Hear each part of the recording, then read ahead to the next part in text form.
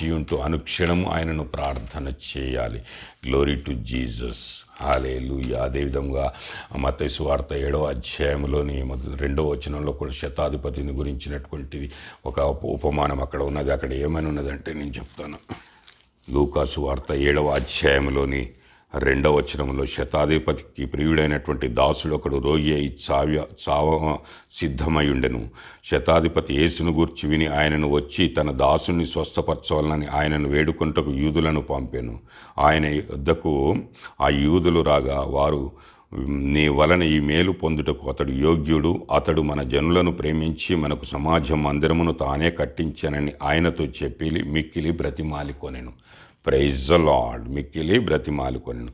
కావున యేసు వారితో కూడా వెళ్ళెను. ఆయన ఇంటి దగ్గరకు వచ్చినప్పుడు శతాధిపతి తన స్నేహితులను చూచి, మీరు ఆయన వద్దకు వెళ్ళి, ప్రభువా, నీవు శ్రమ పుచ్చుకొనవద్దు, నీవు మా ఇంటిలోనికి వచ్చుటకు నేను పాత్రుడను కాను. ఎందుచేతనంటే నీ వద్దకు వచ్చుటకు నేను పాత్రుడను కాను. ఎందుచేతనంటే నేను ఒకనికి సహాయము చేయుటకు అధికారమునకు లోబడిన వాడను, నా చెంతి క్రింద కూడా సైనికులు ఉన్నారు. నేను ఒకరిని పొమ్మంటే పోవును, రమ్మంటే వచ్చును, దాసుని చేయమంటే ఇది చేయునని చెప్పాను. Praise the lord. అతడి విశ్వాసం ఏమంటున్నాడు? నీవు నా ఇంటిలోనికి వచ్చుటకు కూడా నేను పాత్రుడను కాను, అయోగ్యుడను కాను. కానీ నీవు ఇక్కడనే ఉండి నీవు నా దాసుణ్ణి మాట మాత్రం సెలవిచ్చినా అతను స్వస్థపడగలడు అనేటువంటి విశ్వాసముతో ఆ ప్రభువును వేడుకున్నప్పుడు, ఆ బిడ్డను ఆ యొక్క తన దాసులతో ఆ మాటలు చెప్పించినప్పుడు ఎంతటి విశ్వాసం ఉన్నది ఆ శతాధిపతికి. ఓహో, అన్య జనాంగములలో కూడా ఇంత విశ్వాసము కలిగినటువంటి వాడిని నేను ఎక్కడ చూడలేదంటాడు 9వ వచనంలో. యేసు ఈ మాటలు విని అతన్ని గూర్చి ఆశ్చర్యపడి తన వెంట వచ్చుచున్న జన సమూహము వైపు తిరిగి చూచి, ఇశ్రాయేలీయులలోనైనను కూడా ఇంత గొప్ప విశ్వాసమును నేను చూడలేదని మీతో చెప్పుచున్నానెను. పంపబడిన వారు ఇంటికి తిరిగి వచ్చి ఆ దాసుడు స్వస్థత పొందుట చూసి కనుగొనిరి. Praise the lord. చూసారా, అక్కడ దేవాది దేవుడు పలికిన మాట ఇక్కడ కార్యరూపము ధరించింది.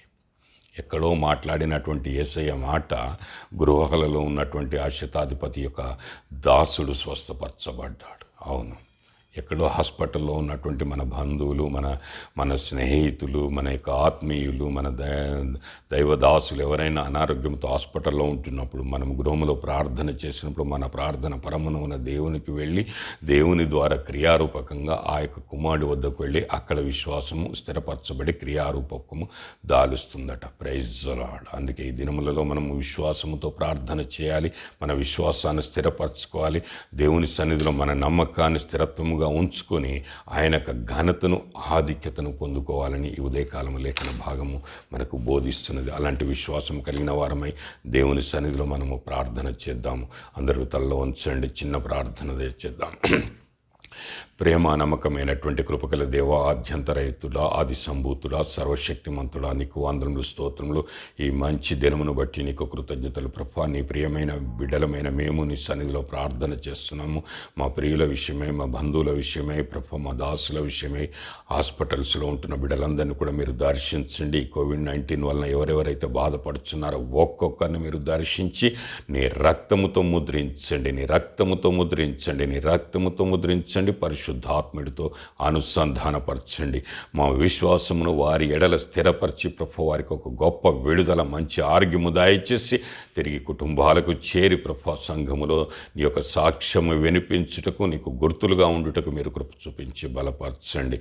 ప్రభు మరణదూత ఏ గృహములోనూ ఏలకుండా ప్రభు మేము నీ సన్నిధిలో ప్రార్థన చేస్తున్నాము. యేసు రక్తమునకే జయము కలుగునుగాక. హల్లెలూయా. ఈ సమయమున ప్రతి ఒక్కొక్క వ్యాధిగ్రస్తుడిని నీ సన్నిధిలో ఎత్తి పట్టుచున్నాను.